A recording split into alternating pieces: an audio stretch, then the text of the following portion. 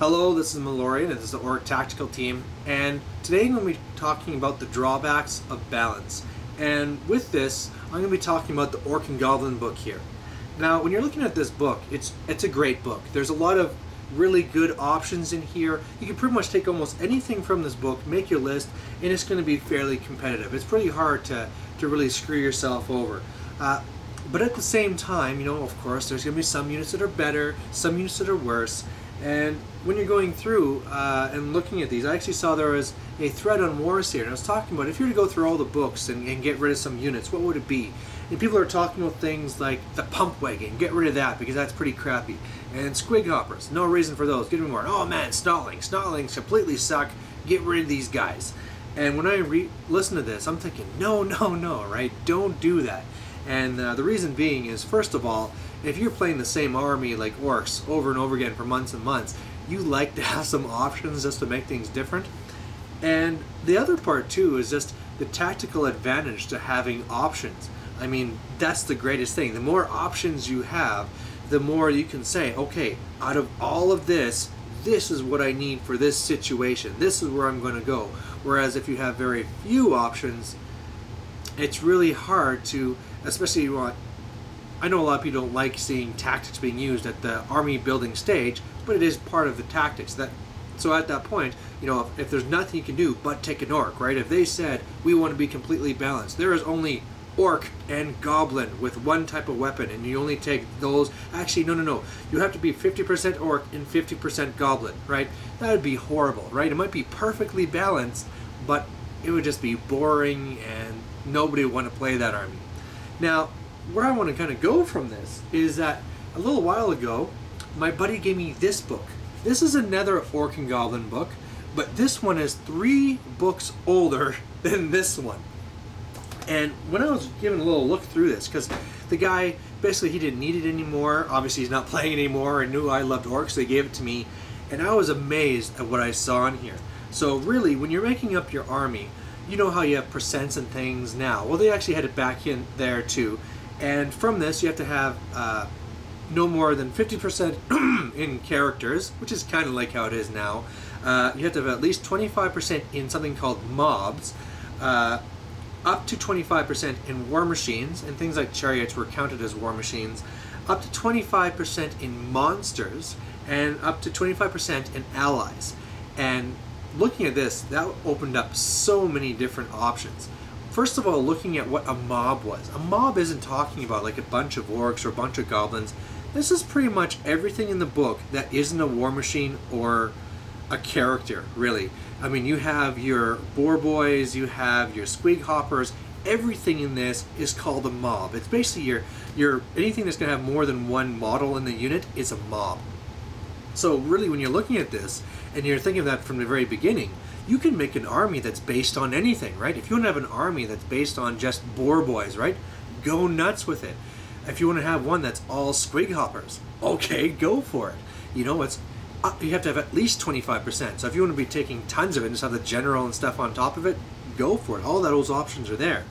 Then of course, 25% in war machines, whatever. There's, it's a lot to have in that, but it's still really good and flexible. And then I looked even further, and I mean, 25% in monsters.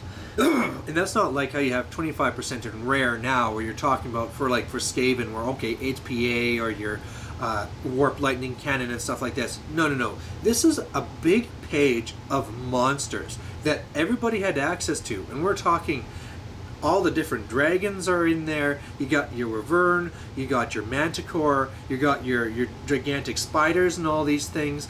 Also things that we don't see anymore, like the cockatrice and all this stuff that they're now bringing back for this new expansion. Everything was in this, and everybody had access to it. And 25% of your army could just be these monsters that you could just throw into your army. And it's like, wow, that's really cool to have, dragons in an orc army or something. And then as well, if that wasn't good enough and you weren't able to theme your army enough, you had 25% that could go to allies. So take any other book and throw in 25% of your points from there, and there you go, right? So many different options. And then when I went to the characters were really cool because, the same characters are basically there that you have now. However, any single one of those characters could go into a monster. So you know how now your orc war boss can go into a wyvern?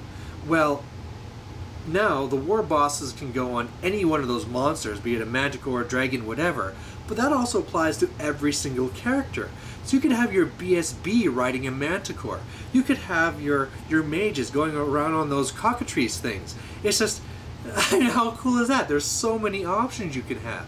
And as well, then you start looking into what you can give these guys. And basically, there's just a page of all the different type of weapons there are, and your character can take whatever you want. You want your character to have a javelin? Go for it. Sling? Whatever. It's all on the list. You just pay the points, and there you go.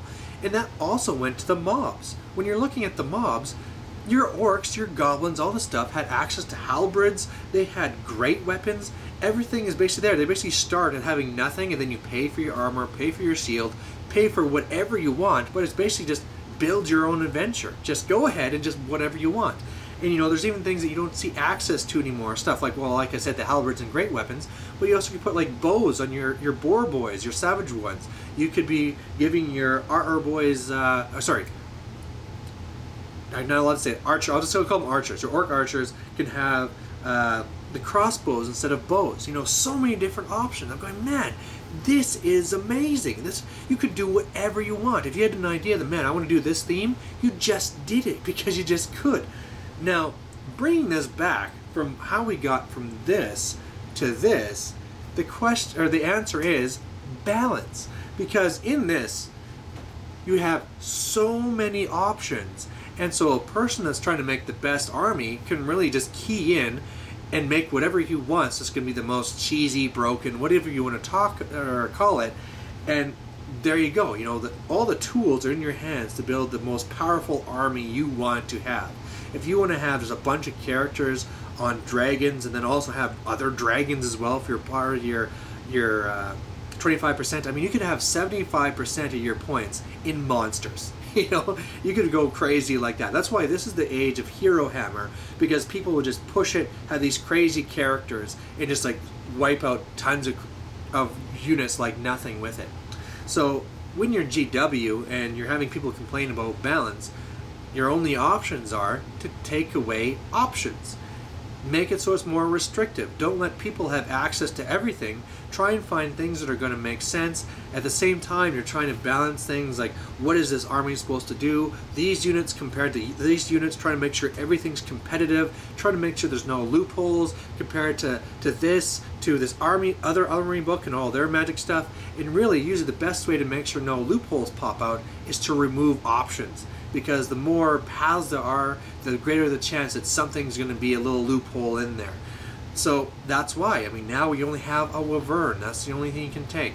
The amount of weapons different units can take are greatly reduced. The ways that you can be setting up your army comp and having different percents of different units are totally broken up and a lot more restrictive. And as I said, this is I mean, I'm not knocking this book. I think it's a great book. But I mean, I look back and I just wish I could have played this book because it would have been so fun. And that's where I'm getting to, is that this is a drawback of balance. In balance, you have a great book that everyone's competitive with, and in another case, you have just a great book that everybody can have fun with. And in the end, it's going to be us, the people that play the game, that decide whether the company goes more to the balance or more to the fun and open.